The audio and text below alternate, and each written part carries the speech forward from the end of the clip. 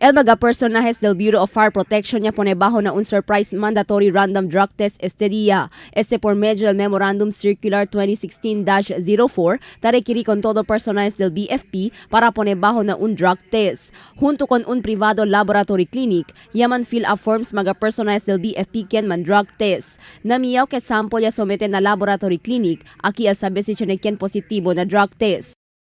Tarde eraste, but due to the procurement process, nisita pa mambiting at region. Though we are supported by the local government, LDA mo na location niya dali ka naman si Mayor Beng, pwede kami usa ara or pwede kami usa within the next few weeks or months from now.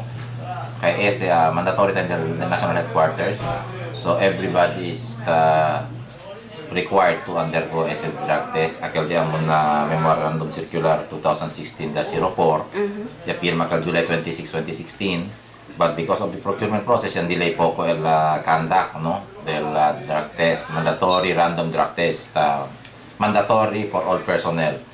Random means random schedule. Según con el District Fire Marshal, si tiene quien sale positivo, él pone con este bajo na un confirmatory test.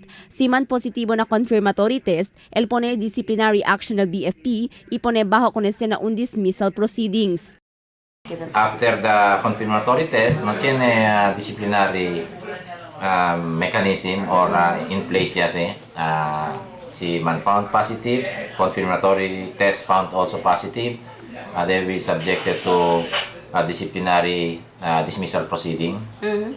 Dismissal proceeding, no? Tiene sila because of the case, the admin case, grave misconduct, considered as grave misconduct, so tantamount to grave misconduct, positive results, so pwede ser for dismissal from the service. Tiene man según cuantos reporta recibe el BFP que tiene alegadamente quien envuelto na uso de droga, pero este necesita según investiga y confirma haber asegura que libró el buro na uso de droga prohibido.